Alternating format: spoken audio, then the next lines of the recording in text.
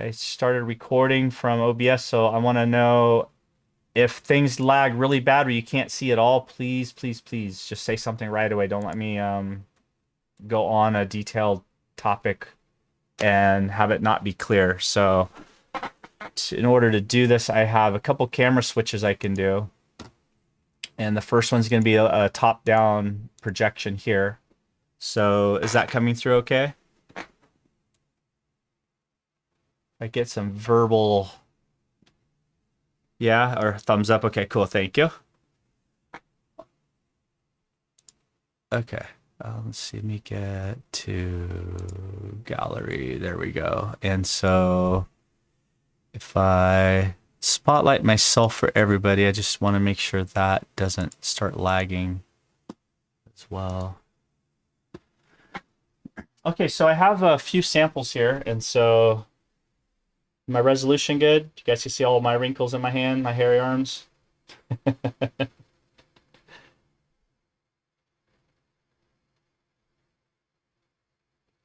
Is that blurry? It's okay, so you're getting the blurs and the chops, huh? Okay, that's too bad. Yeah, I'm gonna see if the output on the recording when I post it, if it's crystal clear, then it might be worth it because I think you'll get on the demo. So um, let me go ahead then and switch. Let me try one more time. Yeah, and if anyone comes in early tomorrow on Wednesday and helps if there's just smaller groups, I think it'll be pretty smooth too. But let me switch this out for a moment. Bear with me. And yeah, hopefully everyone's working. Hopefully everyone's armatures are staying together at this point. If there's any emergencies, if someone needs emergency help, your armature's falling apart, or if you haven't been able to make any final decisions for whatever reason on your final character, please don't be shy. Make sure I spend some time. There, it lagged really bad. There it is. Yeah, I think it's when I switched to spotlight view for myself is when it messed up. Yeah, it's doing the 30-second lag between every click again.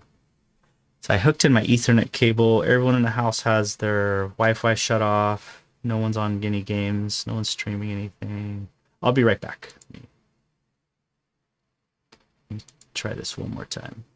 Different way.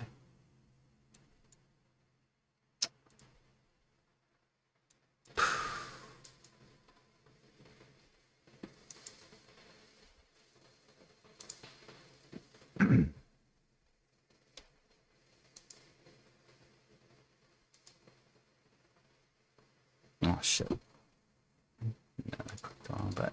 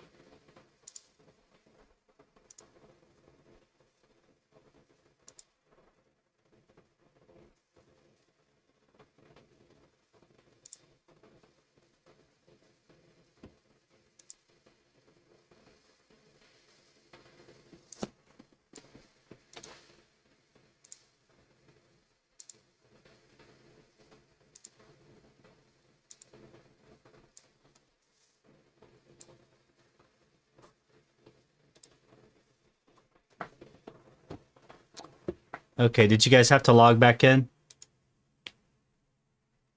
Oh, yeah, sorry about that. My button lag, I must have clicked the end meeting for all on accident. Sorry about that. Okay.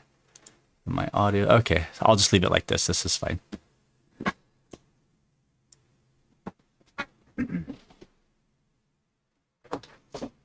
So there's some fun techniques to share with you guys. So hopefully it's going to be monster clay heavy today.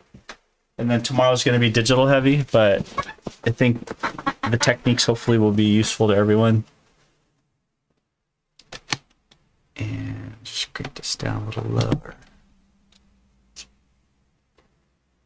Yeah, how's that coming through? Is that clear now? And there's no frame rate chop?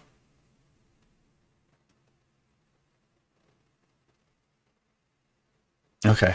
Cool. All right. Awesome. So the main books, again, I recommend, regardless of which medium you use, is the series of Farreau books, Philip and Charisse Farreau. It's a husband and wife team.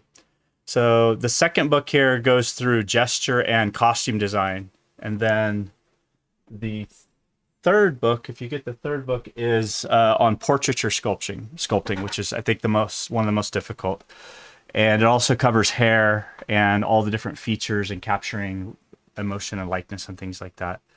So there's a few items in there I wanted to cover. The main one today is, let me go ahead and hit record on my OBS to see if that changes the streaming quality at all. So, okay, yeah, I'm still recording. Great. Okay, so what I did was I took little clips from the brass stock. I drilled a hole. You can just drill a hole straight away in your bamboo chopsticks, right? So I just drilled little holes in the bamboo chopstick because they're nice and strong. If you wanted to take it to the next level, I went ahead and inserted little brass rod. Remember, there's little brass rod clippings you can get for only $2 at the Blick store. It's got a little box with a bunch of little short pieces that are already cut for you, rather than getting the full brass tubing pieces. And I got the sizes that go to the armature wire.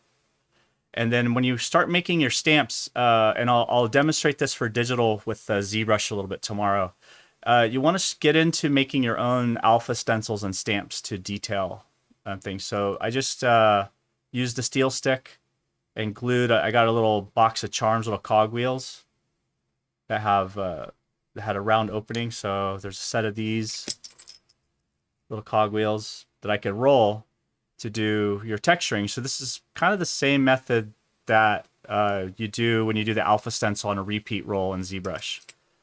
The other pieces I got from the Dremel are, I got a set of raspers. So they look like this. Little metal balls with teeth on them. And what I can do is I can set these inside the end of the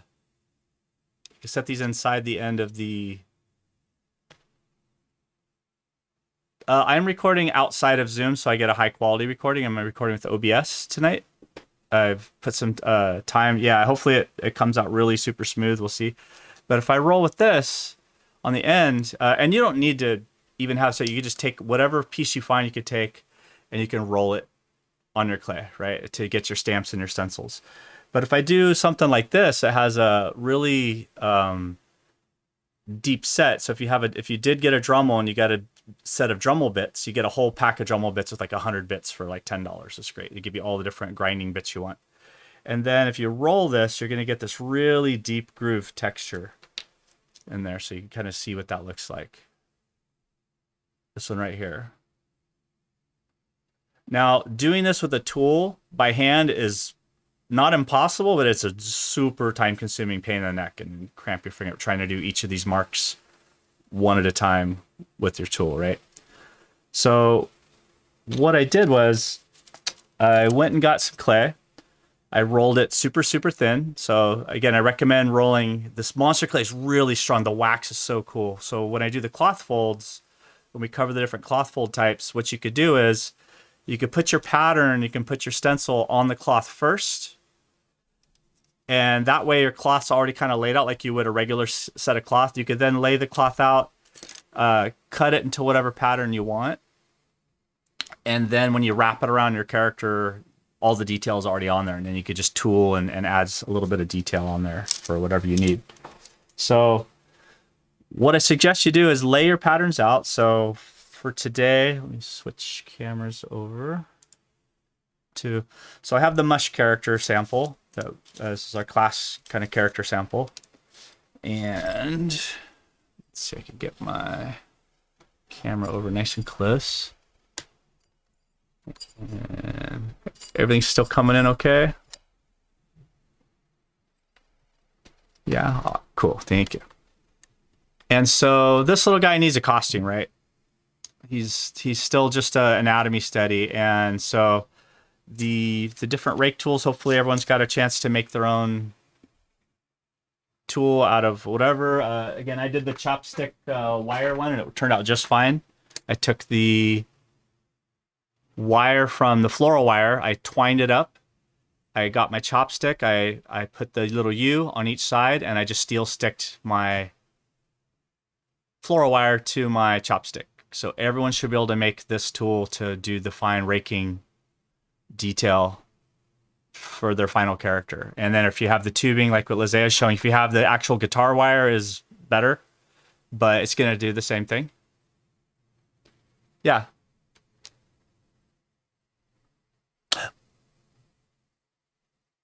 Oh my God, that's an awesome, perfect idea. Yes, get old pens. Yeah. Upscale as much as you can. Some other tools that I got in there. Thank you so much. That's a great idea. Old toothbrushes. Well, maybe you don't want to use an old toothbrush, but your little cheapy throwaway toothbrushes. To get rid of the little boogers. So when you rake and you get the little balls of clay, you want to have a nice little get a super soft bristle toothbrush and get a hard bristle toothbrush. Get a little variety pack. And these are actually really useful. I have the stipple sponge. That's kind of the professional, these little ones made for the oil clay and the monster clay, but you don't have to have that type of one. And then a little throwaway of, munched paintbrushes. You could always take a munched paintbrush, take the hair out and put the wire inside the paintbrush handle as well. Because you can get a pack of cheapy brushes for, I think, at the dollar store. You can get a few bucks and you get like 10 or 20 brushes. So hopefully you guys have some finishing tools to work with this week and be able to do this level of detail. But I found that rolling these stamps is super fun. And let me switch back to the downward. So for this guy, I could just say, okay, I want a belt. So I cut your strips. Get your X-Acto blade. If you don't have the pasta roller, same thing. Just roll them nice and thin and just do a test fitting, right? So instead of using a tape measure, I'll just take this belt and let me maneuver my clay around a little bit for the character. And again, I didn't finish detailing the whole body because I don't know what costume this guy's going to have yet. And he's kind of a sample. Turn the light up here a little bit. There we go. So, before I go crazy and rake the entire... every square inch of his body, the inside of it, the palm of his hand, the back of his arm, still really rough. There's just kind of tubes of clay on there. I want to make sure and know what kind of outfit. And that worked out perfectly. Look at that. So there's his belt. I got his waist size for the character. Now, so I'll build a little kilt for him. So that'll give us a chance to look at the different cloth fold types too. So that's almost the perfect width around the size of his waist. So I'm going to lay this out. And I want to grab a piece that is a little bigger, maybe, so I have some wiggle room. So one of the things to keep in mind when you're doing these costumes, you want to do layers on the costumes. Let me switch over to the little dwarf barbarian for a second here and bring him in nice and tight. And again, I'll keep checking you guys, just make sure the resolution's good, frame rate's okay. Everyone's coming through okay. So when you do your garments, almost every garment you have, you want to think in layers. Unless you're doing like the Spider-Man, like a skin-tight bodysuit or leotard or spandex or some kind of tight fitting, most traditional costumes are layered. There's at least 2 layers. And for this guy, if it's a winter outfit, the cloak, I didn't want to put his bearskin cloak directly... Turn the light off, see if we get a little better shadow here. Yeah, there we go. You can see all the detail in here. This thick bear's cloak has to have a thickness to it. So your cloth, when you're working with your garments and costumes for your characters, you want to consider how thick the garment is, what type of weave pattern it has, how it's stitched together and connected from patterning. So for this guy, I went and made like a little neck pattern Say again? Did Amina have a question? Hot mic moment? No problem. Did you have a question, Amina? No? Okay. Okay. So I made a little extra. So there needs to be like an attachment point for the cloak. So if you're going to do something like a skin or almost any garment, usually the area that touches the skin is going to have a extra piece of padding. And then I put another piece of padding, another strip inside of that strip. So you want to stack your strips of garments together. Just like I did last week with the armor. I hope that video showed up okay on the Zoom recordings. If you guys got a chance, I did a, what do you want to call it? Pantomime for the class that I thought actually turned out okay. It was kind of fun to do. And I used note cards, and I think in the grand scheme of things, it actually came out okay from what I saw. So I might actually download that and edit it for future use. So if I switch back to my down camera, I want to think of when I did this pattern here, I actually stacked strips of clay on these and then I printed them in. That's how I get this nice crisp profile on the clay, right? Also, when I put my clay through the pasta roller, I put the thinnest one I could put. I rolled it out uber super thin, and then I put it in the pasta roller, and it was so thin it didn't separate it. It gave me like a corduroy pattern, which was pretty slick. Because corduroy's got kind of a fun texture. And that shows up, you see the lighting. So sculpture's all about surface change and getting the surface to catch the light and to show the change in direction on the surfaces. The other thing is when you're rolling your clay, the rough edges, if you want to do some sort of wool or rougher type of edge, I save these a lot. And if I wanted to do like a snakeskin pattern, this little nut has a really good texture to it. So anything you can find that has a texture that you can roll. So like old pens is a good example, and things that have rougher. Some of the grips on your tools, for instance, like this is a wax sculpting tool that I got, actually has a really rough pattern on the handle. So I could roll that along the clay too. So have fun with texturing, because it really does help you traditional going into digital and back and forth. The techniques blend together just about perfectly. So if I'm going to make a kilt for the guy, I want to make sure I have a nice big, so this one's got a little warp to it, but after I rolled it from the pasta roller, I'm really careful too with the heat. Hopefully no one had any melting accidents over the week. I know I had a big hand that I had sculpted and my fingers just kind of went because I didn't have armature wire in the whole thing. So I don't know if anyone else had any monster clay melts going on, or it was a little hotter. So just be careful. And then, use your parchment paper liberally, like, put an extra piece in between when you're rolling. So as I roll the parchment paper, I'll actually put another piece over the top and sandwich it. And that way it's no problem, because it was definitely sticking to my rolling pin as I was rolling this stuff out. So you want to watch out for that. And, hey, Lizette, would you mind pulling up the spreadsheet and checking roll the start of class for us tonight? Do you have that handy? Yeah, thank you. There we go. So this is my starting point, right? And I know my kilt's going to be at least as long as this belt, right? So I want to have extra piece, and I want to have overlap. Make sure you have enough room to overlap your garment and whatever clothing you make, a little bit more, and you can always trim away. You don't need to pin it to your character and make a perfect pattern like you would traditional clothing. The clay gives you the flexibility to stretch and move and kind of fit it to the character first, and then cut what you need and trim what you need off directly on the form, which is really kind of a fun nuance of the material. So there's my belt. I'm going to make some sort of little kilt. Let me see if I get down a little closer. Yeah, I think that's pretty good. Yeah, cool. And so I'm going to even it out a little bit and make sure it's not sticking to my mat too much. Metal rulers are really useful for this too. If you have a metal ruler handy, when you're using the razor blades, it will keep you from cutting up your good plastic or acrylic rulers that you might have lying around. Mine, I think I munched mine up so bad already. And then my metal rulers are outside still. Yeah. Let my metal rulers go. My yardstick. Oh my god, no.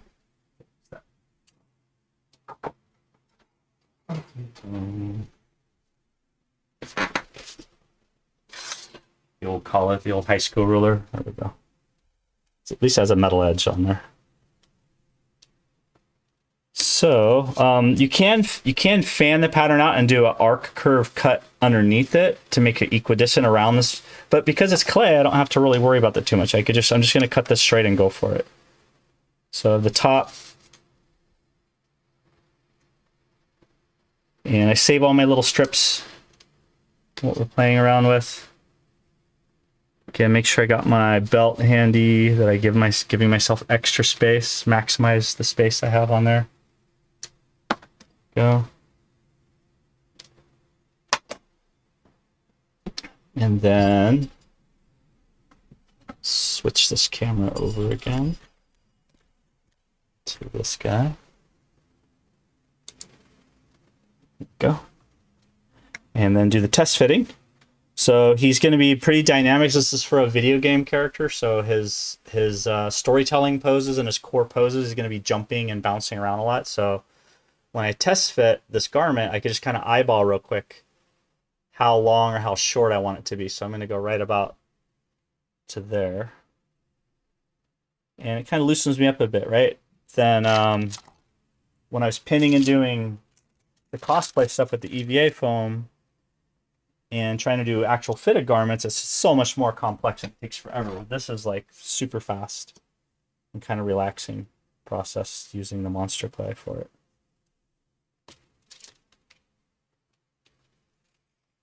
And then as I build the garment, we'll talk about the 7 core cloth fold types. I had it as 6 in my head, but it's really 7.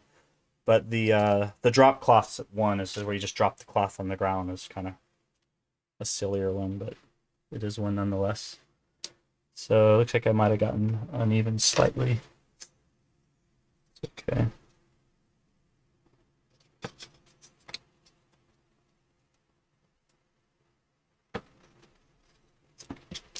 There we go.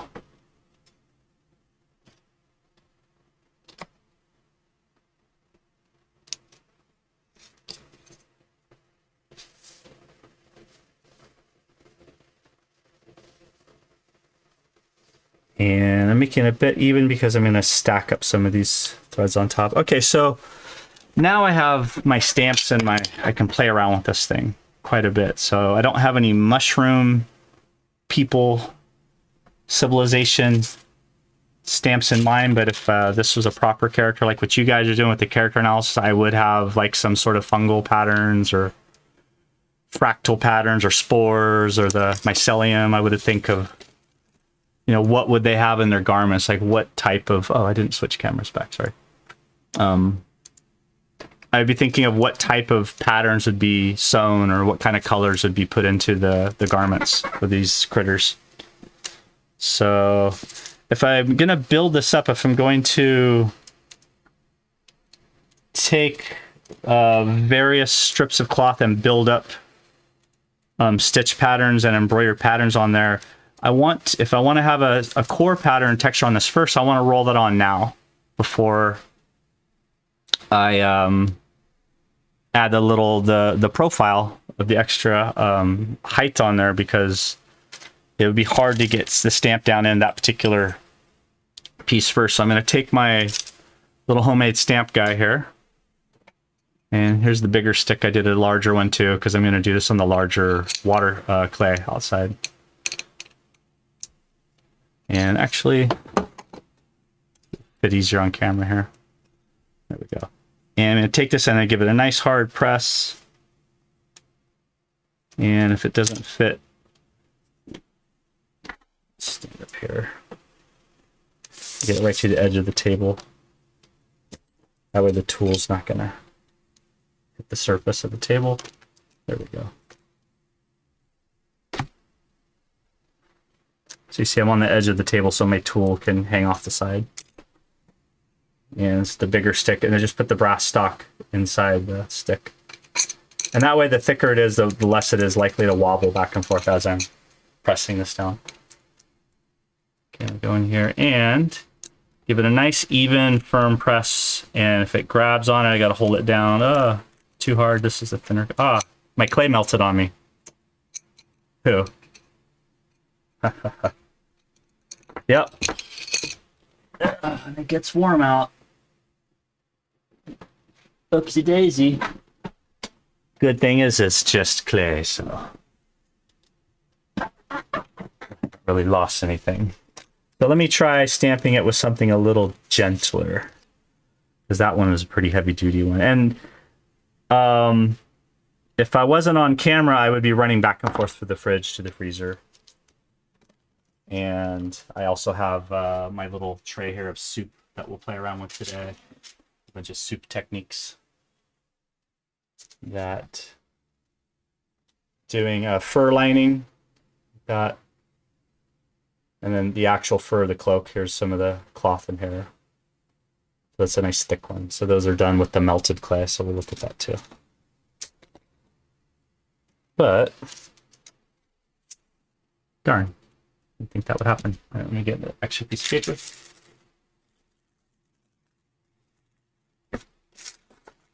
And maybe we'll go thicker. There we go.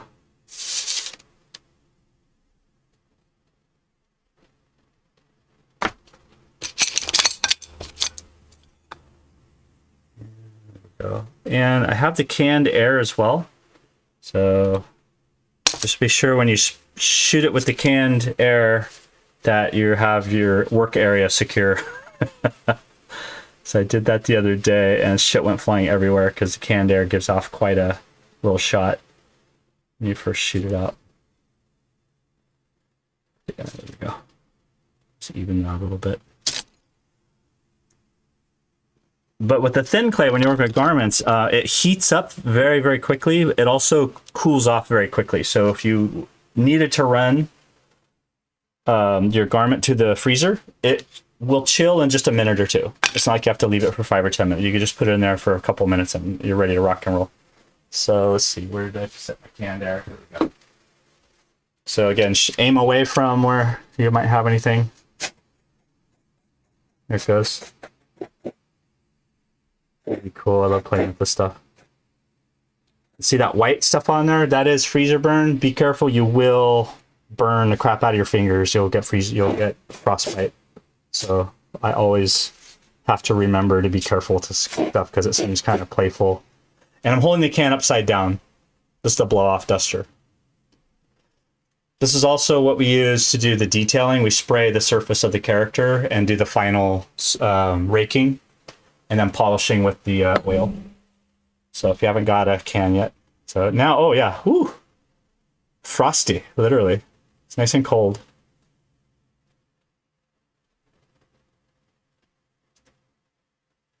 Cool. Okay, so now let's try that again. So getting this to clay, being patient enough to, at each step of the process, just pause for a minute and think about what temperature your clay is. If it's getting sticky, is it going to stick to your tool? If it's sticking to your tool, do you need to put another piece of paper over the top of it to do it? That'll work too, so I can try that. And yeah, because there's still clay stuck in my bit here. I have to stop for a minute and take that out. So if you have stamps that are, it goes. Once it hardens up, it should come out. These are raspers. These are pretty heavy duty Dremel bits that I use to carve mass that'll go through stone. And then,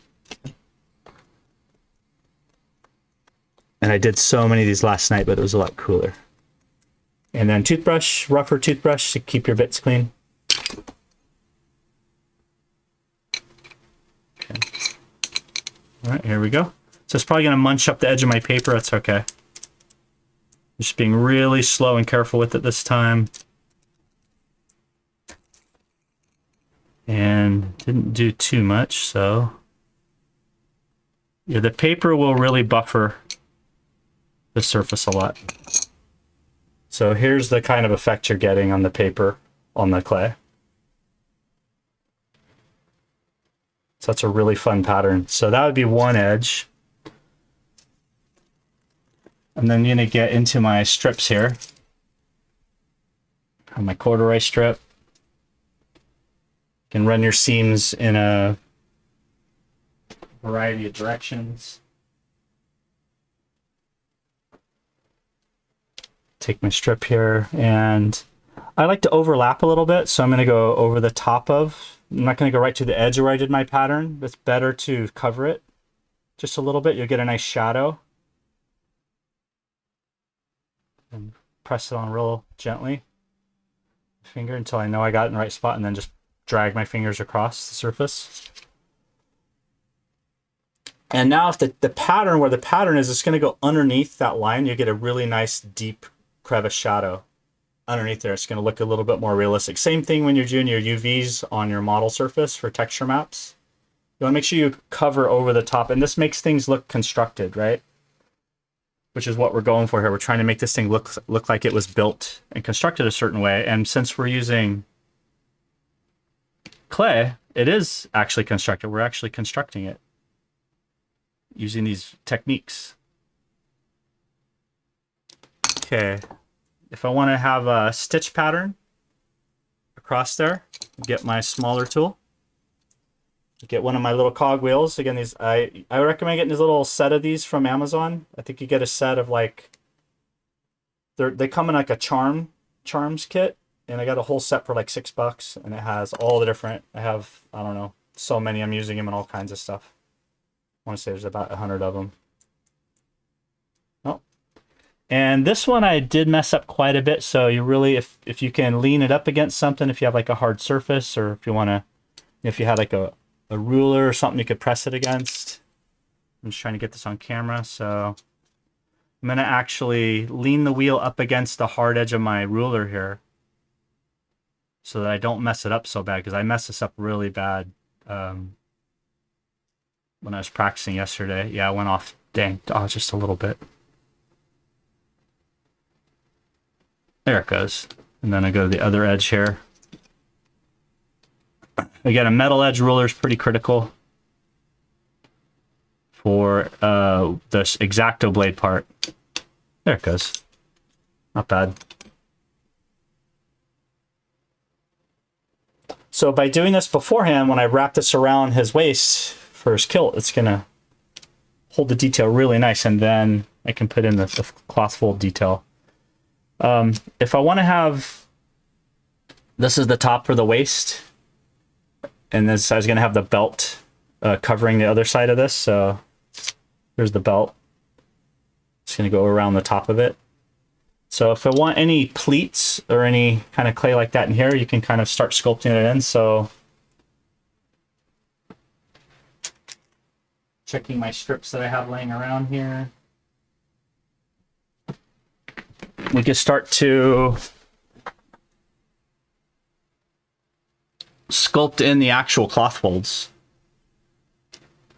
So this would be what's called a pipe fold, so you can make little pipe shapes that come down and around. So I'm just going to take some of my clay here, and I'm going to roll it into a little noodle. And now I'm going to get away from this kind of rigidity that's in there. I'm just going to put some pipe folds in there. Now, how it fits on the body, where it's anchoring over the legs, the crux, or the area where the fold actually occurs, is called the eye of the fold. The eye of the fold. Is my voice coming through okay? Away from the mic. Yeah, okay, cool. The eye of the fold is like the main bend, like where the fold originates from. And it usually comes off two sides. So I'm going to make this a little bit thinner at the top of the noodle and thicker in the middle. So now I could take this noodle here, I can kind of wedge it up underneath there, and I can bring it down. And I'll put my blade at. A little mess here. Put that down. And you literally can just kind of add your...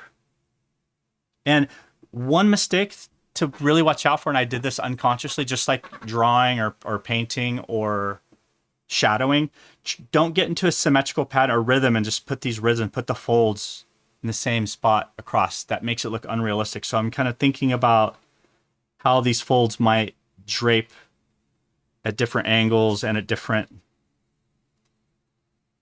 thicknesses across the form. So again, I'm going to roll the little noodle here a little thinner, and some areas a little thicker. Go across this way. And these will get into, when we do the sleeve, what are called spiral folds. When we do the spiral folds occur usually around the tubes, around the arms and the legs. And you can also have the folds kind of blend into each other, which I'll do. Another one here. So again, trying not to make them equidistant or perfectly straight. The pipe folds usually drop from usually gravity. And get that in there. And the warm clay will stick to the cooler clay, and vice versa. The cooler clay will stick to the hotter clay. So while you're doing these, it's one of the beauties of this wax clay. It just kind of sticks, no problem.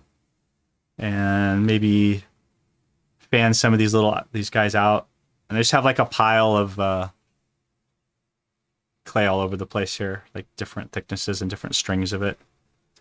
You can also take the clay if it's a thinner cloth, and you can twirl it a little. You can give it a twist, depending on how it, how thick your garment is.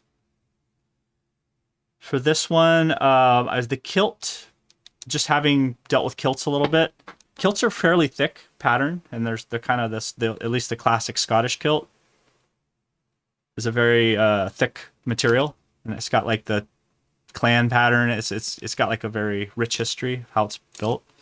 So just know your cloth, have your good reference. If it's if you're gonna do a kimono, if you got like a kimono handy or something, like maybe at least mimics a kimono, like a gown or something. But get your cloth reference out and have it in front of you as well. And that's really vital, just as vital as everything else you've done in the class in terms of making sure you have good reference that you're looking at, which I don't have in front of me right now, but I did practice a bit before I jumped in here. Now, when I'm blending these together, I have been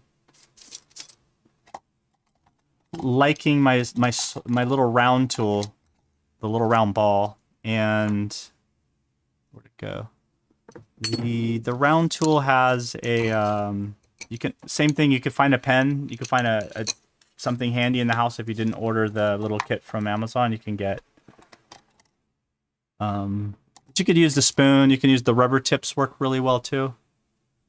And there they are, covered in parchment paper.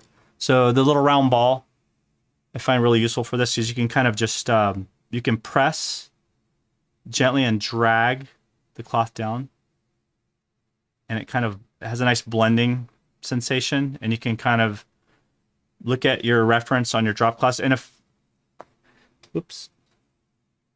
you find your reference handy, if you don't have a real cloth in front of you, just hop online and add it to your reference board. But if you reference your cloth folds before you make them, oh my God, the night and day difference, just like most other parts of your character's development.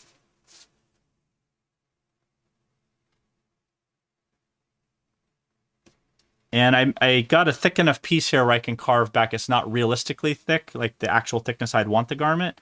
I got it a little thicker on purpose so that I can carve away and into it a little bit. And there we go.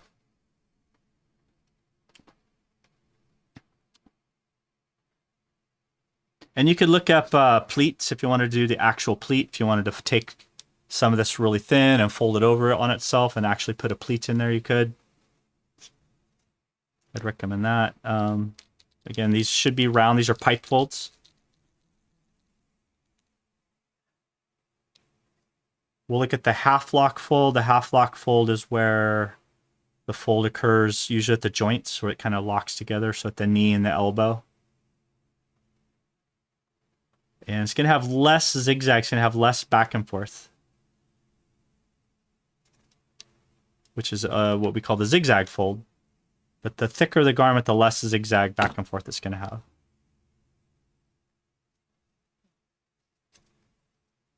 Okay, and I'm not going to take too much time to detail this.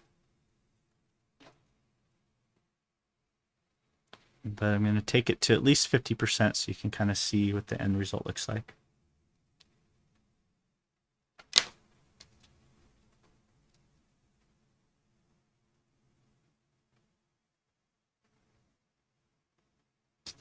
And always trimming the end, the bottom. Shouldn't change the length unless it's a stretchy material. You want to be really conscious of that. But if this is a pipe fold, if it was the same thickness, I would actually carve away behind the pipe, like right in here. You want to have that shadow and that opening of the arc kind of carved in and taken away, so you can kind of push underneath some of these. Make sure there's a little arc below it. And just very quickly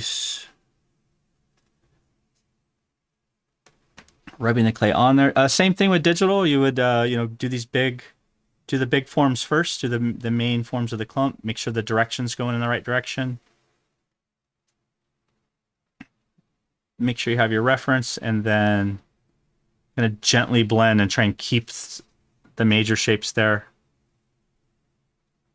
but get a nice smooth blend and transition from fold to fold. There it goes.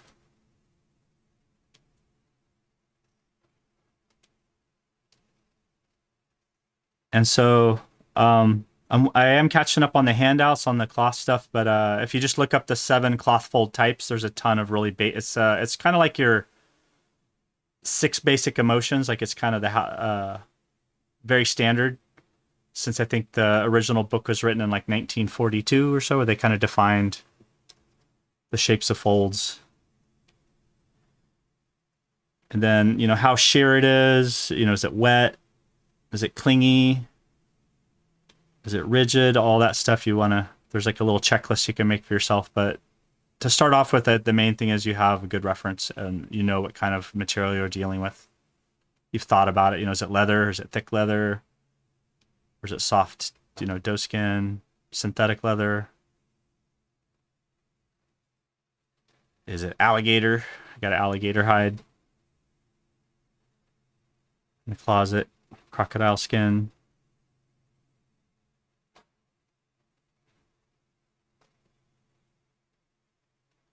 And then once I fit this on the character, if it's coming up, like if he's in a pose, if it's coming up around the knee, there's going to be areas of tension where it's stretching and pulling tight. And then where it's looser, like behind the knee with the knees up, there's going to be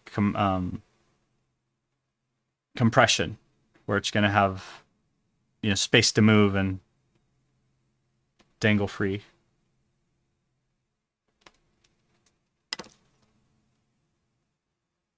Okay, not great, but not terrible. Looks like kind of like veins.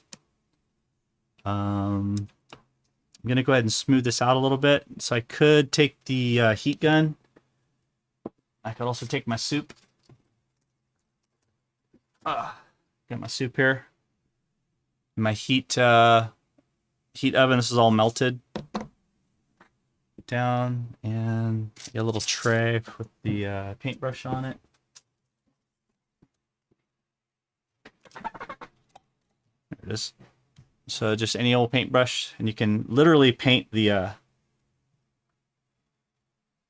you could paint the wax right on, and this is a whole nother just area of fun gooiness playing with the melted wax on here. And this gives it a nice texture and fills in the gaps.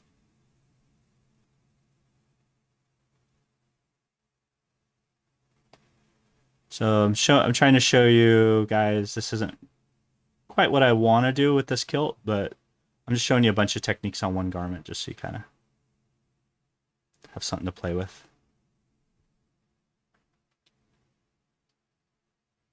And usually I would have had the paintbrush in the oven too, so that the bristles would already be soft, but There it goes. So this might turn out more like a fur skirt than a kilt. So if that's how it's evolving, then I'll run with it. I'll just kind of make it that. Because when you put the brush hairs on there, it has a more... You can actually see all the hairs from the brush emerging on the surface of the clay.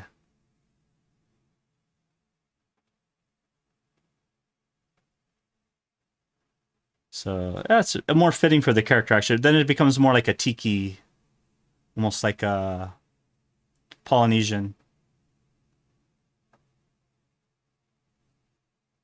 outfit and less like a kilt.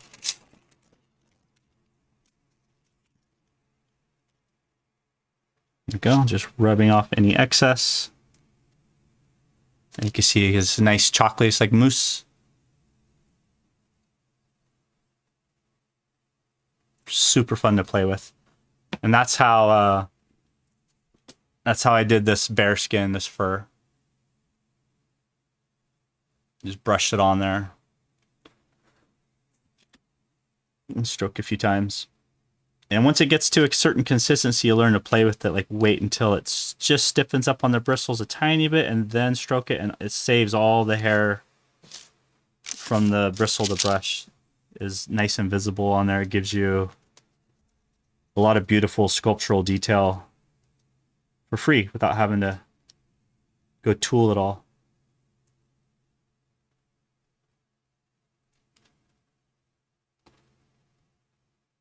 So yeah, he is the fungus people have a special kind of furry fungus skirts and kilts they wear. Sure, I'll add that to my character analysis sheet for the guy.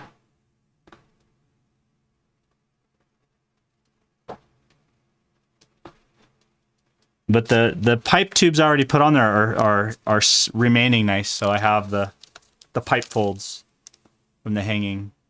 They stay on there pretty well.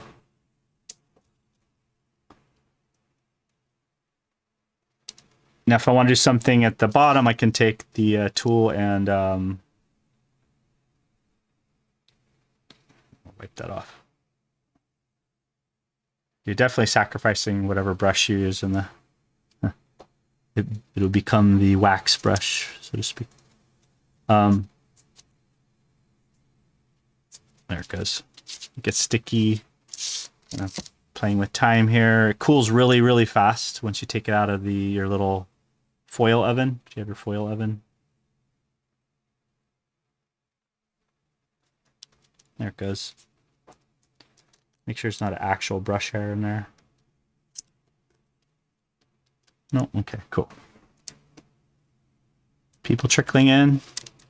So at the bottom of this now, if I want to run with this style that kind of emerged from Playful, this is like Playful sculpture, I can go in here and kind of finish it off on the bottom like that and just brush it straight into the parchment paper at the border of the cloth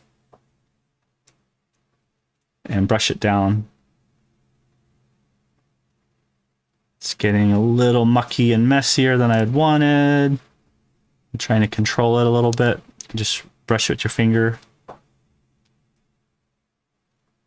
And as soon as when it's really soft, so as soon as you touch it, you lose all that texture. So just gotta be aware. I'm gonna get the other tray of clay. I mean, the bowl I have sitting here. There we go. Look at that. Get a whole bowl of melted monster clay to play with.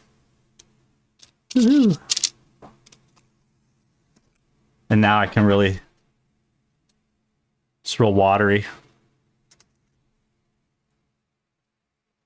There it goes. Now it's doing it's not stiffening up so fast. So play with melting the clay a lot, and if you're using the monster clay, melt it down and play with that pool of melted chocolate. It's like chocolate sculpting.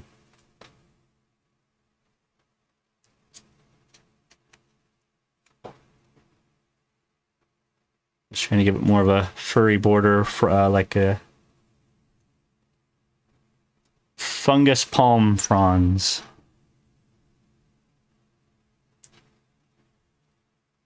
Put a little bead of it on there and just kind of drag it off.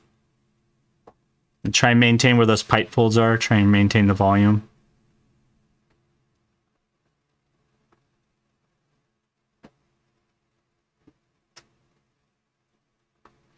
The edges are really important. The bottom, especially digital, you might want to have a combination of geometry and alpha masks. You might do some of this in the texture. There it goes. I got a nice bead of it there. A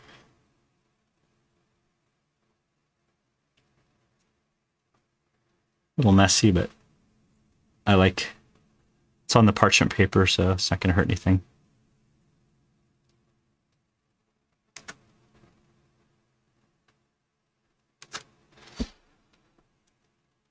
And hot mic, or someone have a question?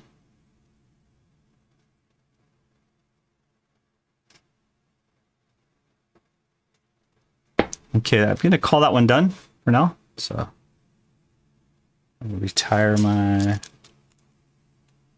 pen for just a moment. Put that back in my little foil of box oven. Keep it nice and hot.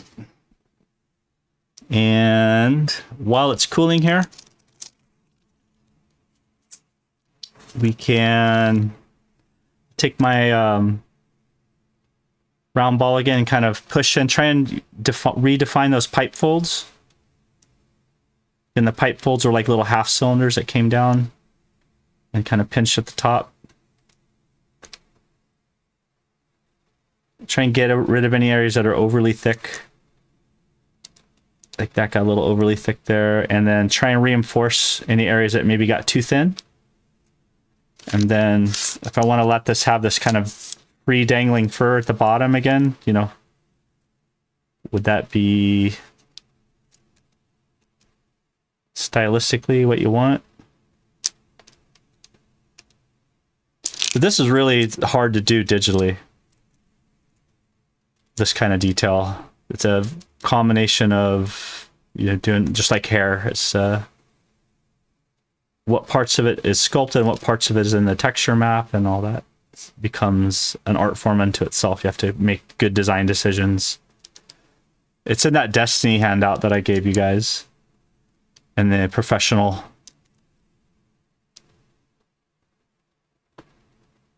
Yeah, you could use Niagara to do the, yeah, you bet. Yeah, VFX. All this could be done with the VFX tool. I'd recommend everyone that can manage the license to try Marvelous Designer if you really want to do super pro detail garments. Marvelous Designer is really amazing, and it does the UVs and pattern making for you. It's just it's its own interface. It's its own thing. And so just like ZBrush, you know, it's like another app that's with a whole nother foreign UI that may or may not make sense to you individually. It's a very individual thing. It doesn't make you better or smarter or dumber if you can't figure out a software package quickly. I mean, every package has a weird way of thinking, and it just doesn't make sense to your mind or not, as like a crapshoot sometimes. So I always say I try it real quick, and if it makes sense to me right away, I jump on it, and if it's an industry standard, I integrate it into my pipeline. If it's an industry standard, and I jump on it and I try it, and it just makes no sense to me. Like I think Houdini, I'm gonna give that a shot. Another one, you could do a lot of this stuff in Houdini. So the only question I have here is when to peel it off of the parchment paper. All right, so here's what I have. So the upper part rigid still has the pattern on it, and now it has this like furry, almost like combination of hair, or could be plant Polynesian fronds. If I peel it up gently and start pulling, how much of that really hot stuff I just put on there is gonna just peel carefully. I could run it to the freezer. But I'm not going to because I want to just do this live. Peel it away. Any of you cooks probably be good at this. It's coming off pretty good. Not bad. Not too shabby. Got lucky. And then you see the back. Maybe you want to reinforce the back. There's like some open gaps. Right? So if I want to just, while I'm thinking about it, do it now so it's not falling off while I'm doing the fitting. Like let's make sure any pieces that look like they're gonna just fall off, let's just take and any gaps you have, take your melted wax. And if you've done ceramics before, you treat it like a slip. You just kind of, it's not a bad idea if not, people aren't going to see the back of this much anyway, but it's not a bad idea to have this little detail just at least on the edges, and any area that's falling off. And I give the brush a little twirl, and it kind of comes off and makes a nice little pattern. A little twirl. It'll give it some extra depth and volume. That's what I was mentioning at the beginning of this whole thing. Make sure your garments have a thickness to them. So think of the backside, just at least on the borders. Make sure they're not just paper thin everywhere, because that's a big mistake. Just like not adding space for the soles of the shoe when you did your image planes. It gives stuff volume and space. There it goes.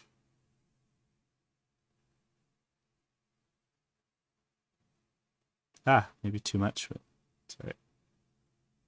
You can always roll this out and thin it out. You would just lose some of the detail. And go to the edges. I just mentioned the edges. Let's do the edges from the backside too. It's still showing up on camera, okay? Yeah.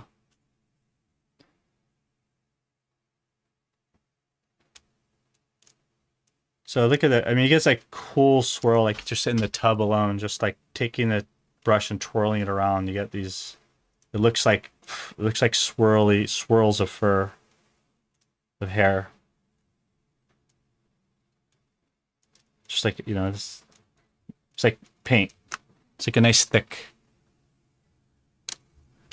tub of acrylic or something, or oil.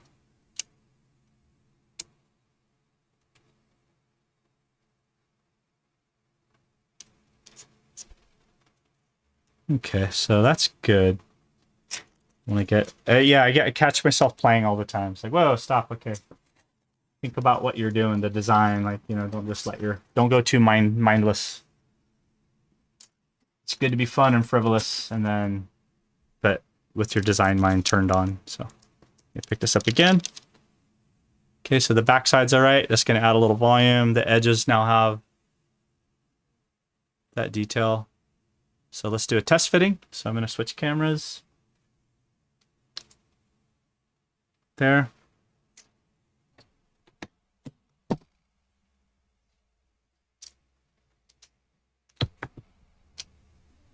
you can see that's how this little bearskin cloak was made.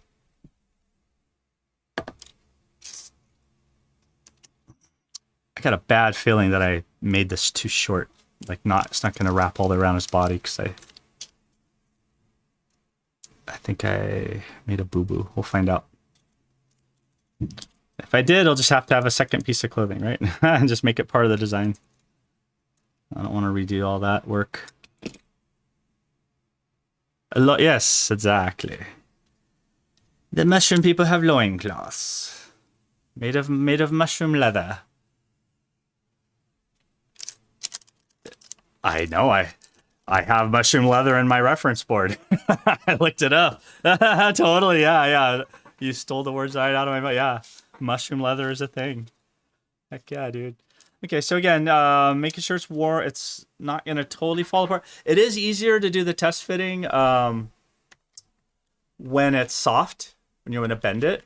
right? If when it's rigid, it's gonna crack on you. Don't cry if it cracks. You could just repair it. There we go. You guys see okay? Little mushroom butt. All right.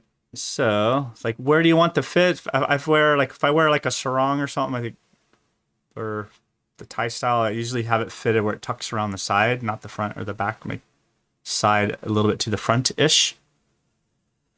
So his fingers out of the way. He has no wire in his fingers, so I got to be real careful.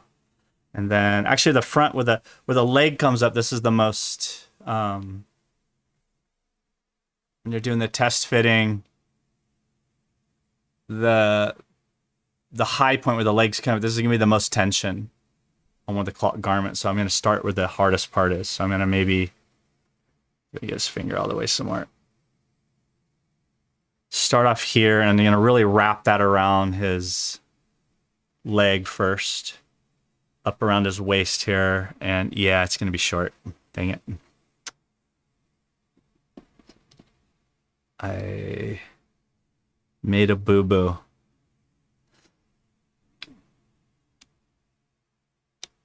So what I can do is I can take this and I can stretch it out. Oops. You pull and squeeze and stretch. I might lose my detail. I'm not going to cry. It's all right. I can just go paint that goo right back in there. No problem.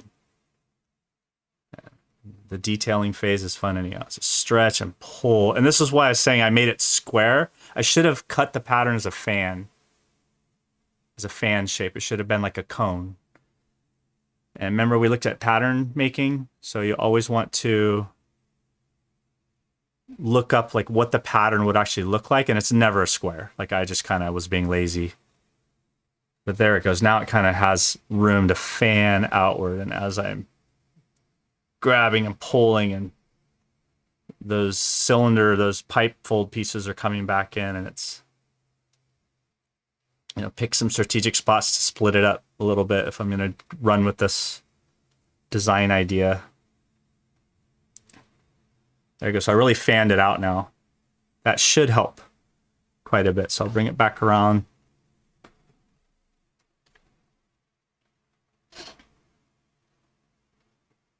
And go up over that thigh. And I'll just let his leg protrude outward, actually. I'll run with it. I'll kind of say, okay, if that's where the leg's going to come out,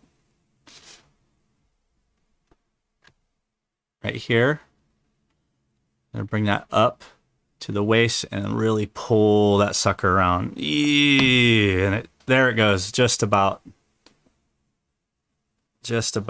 And like we said, it'll have a loincloth. Different piece of fabric. Make a third piece out of it. I'm just going to run with it. It's for a demo anyway. But it's kind of warm, so it's real sticky. So just be careful. Like when I do these test fittings, I'm just kind of putting the piece on and letting it sit a little bit. I'm not trying to press it on there real tight, too strong. But I keep pulling that clay out and around there because I'm getting a little more stretch. There it goes, stretch again. His arm back out of the way a little bit. There we go. And pull and stretch. There it goes. We have success. So now I can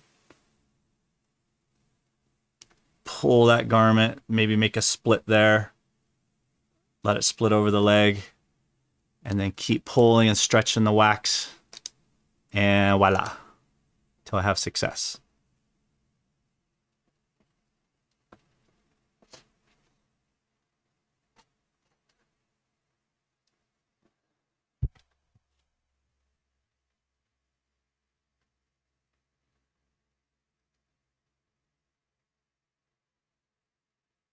Okay, and remember the conversations about garments? What do we spend a lot of time with when we're making characters and garments? Buckles and straps, right? So considering that buckle and strap, is it tucked in? Most likely not. Does it need a buckle? Does it need a strap?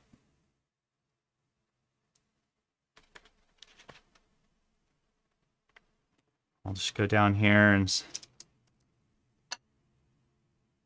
I'll take this nice thin piece that came off. That looks pretty cool. A little corduroy experiment. And could add that as like an extra tie around. Kilts are pretty complex things. They have all kinds of parts to them that I was surprised to discover.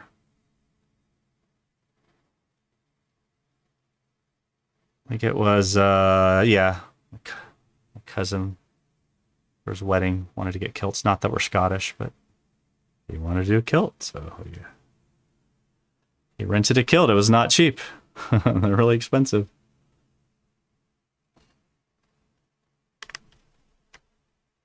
So remember we talked about layers. So now you can see the layering on the garment. Like I covered up all that cool stamp detail. Whatever. You can still see it underneath coming on the edge of his around his waistline. And now we could really go in and shape it and detail it. Before I did that, I'd probably want to grab my spray here and give it a little freeze. Stiffen it up. Making sure I'm aimed away from my cats, my fingers, and my anything else. My cup of coffee.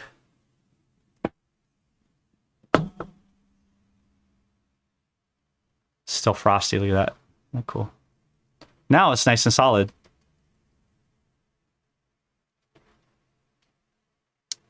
And now I can go back and grab my little tub of melted wax. And everything's kind of turning out furry and gushy. You guys can be real clean and neat and slick with yours. I think it's just an unconscious stylistic detail they all make. So now I have my little tub of wax again, and just kind of any areas that got rubbed out from handling or too smooth or whatever, I can brush the detail back in, or I could take my tools and I could rake it back in. I'm just having fun with this melted wax and paintbrush, so I'm just kind of going for it. There it goes. And it gives it a nice thickness.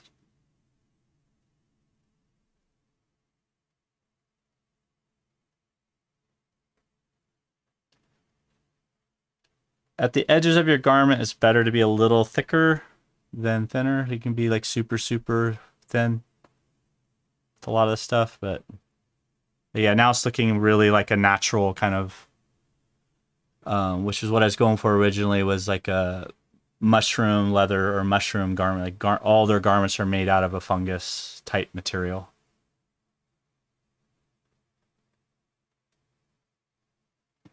And that's what I kind of wanted, so.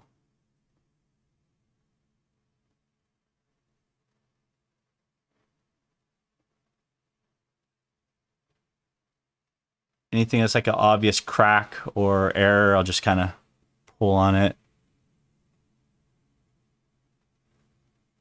And make sure it's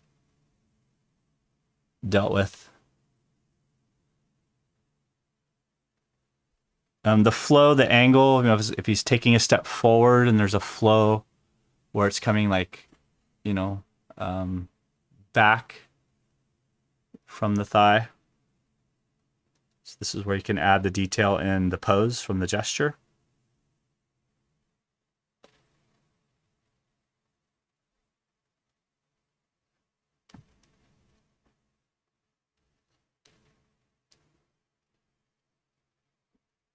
And along the top of the leg here, there we go, nice little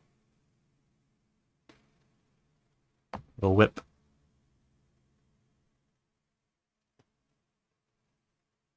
There it goes.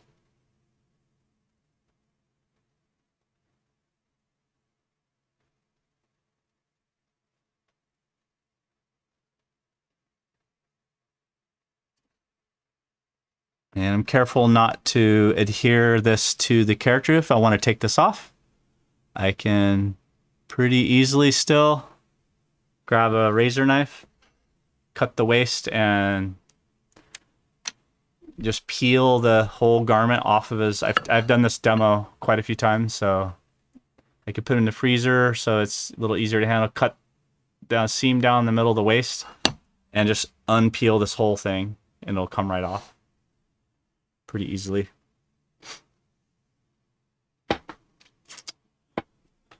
For things like if I want to do this, I don't know, not this is off the character, but if I wanted to do like an ear or something kind of funky, different with this character, the same thing works now. If this is gonna move and bend and gonna fall apart, like if I, now he's looking like something out of the Pinocchio, the kids grow donkey ears. But the wire mesh works really, really well for that. That way, if it does get hot or starts moving or flexing, it's not going to goop and just kind of, whoa, droop on me. So actually, let's try that out. So here's the piece right here. And I'm just going to cut a couple of triangles out.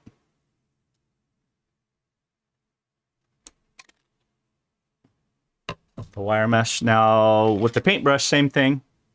I could even take this and just dip it in the clay. See, it's separating. I got to mix the clay up some more.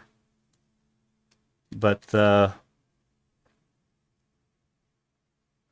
wire holds the clay really well. See, this is how you could get it super, super thin and still bend it and do some interesting shapes and have it not sag and not fall over on your clay. So aluminum foil works well too. I'll do the same thing with aluminum foil.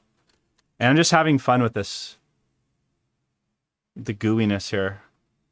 And look at that, it'll look like fur. Like little fox ears.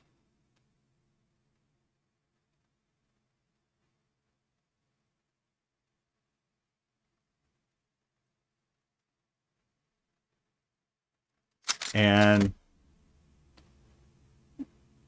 working with a couple professional stop-mo puppet and modelers and sculptors, they do this all the time. They'll just grab the clay and pinch it and just really, and you just learn, look at that. It's really, oops, I'm off camera, huh? Damn. There's really cool shapes in the wax, in the clay.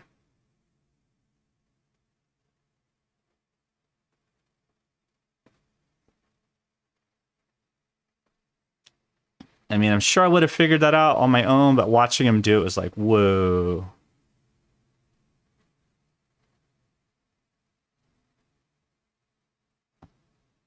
Like, that's a fun shape. Super hard to do digital or with traditional clay because it doesn't have that sticky, fun quality that the wax has. And this works with Chavant too. Like what Evan bought some oil clay. It'll do the same. It'll behave the same whether it's Monster or Chavant. The Sculpey's not oil based, so don't think it quite behaves the same.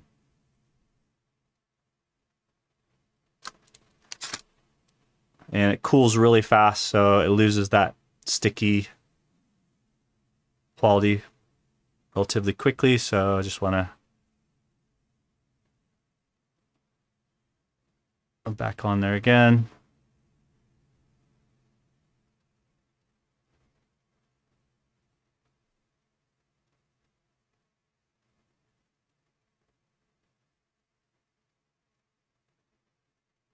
Want to just stick on there enough so that you can pull. There it goes. Pinch and pull.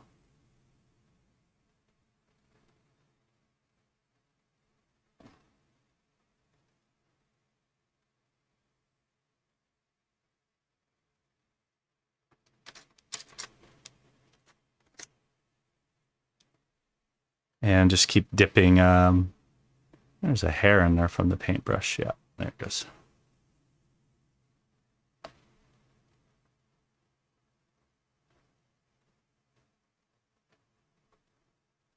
Then you just want to pull, as it cools, you could like shape it.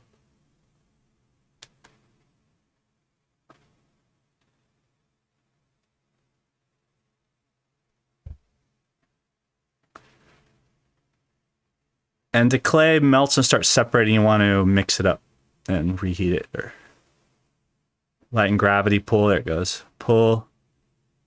Gravity pull.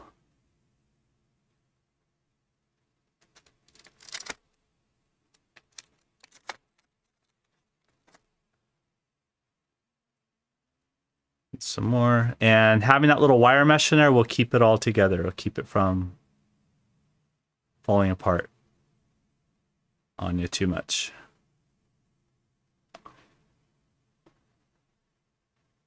Okay, so let's see what that.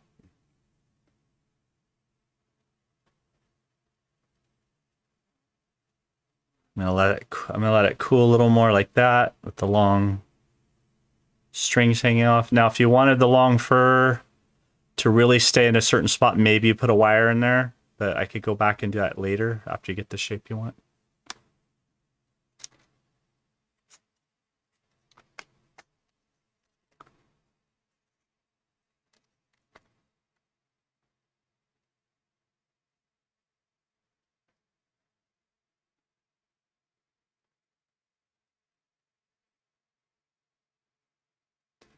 Okay, so there's a crazy ear. And I'll take the other one. Now I got to remember which of these have wires in them so I don't accidentally throw them in the microwave. This has a wire mesh inside of it, right?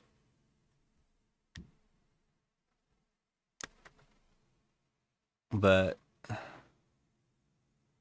what's that? No. No, because the microwaves go right through the whole material, right? Isn't it gonna spark and blow up? But there you go. If he was like a fairy character now, if I did another ear like that, it's gonna look really cool. And it has a natural, it's a very organic process, sticking it and pulling it. But look how long and wispy that is.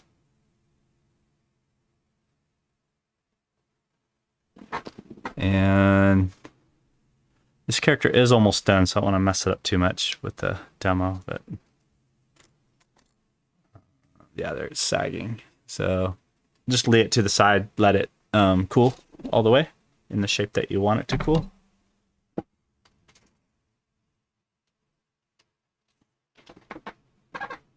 And I'm gonna hit stop on the record. So we're at 7:30.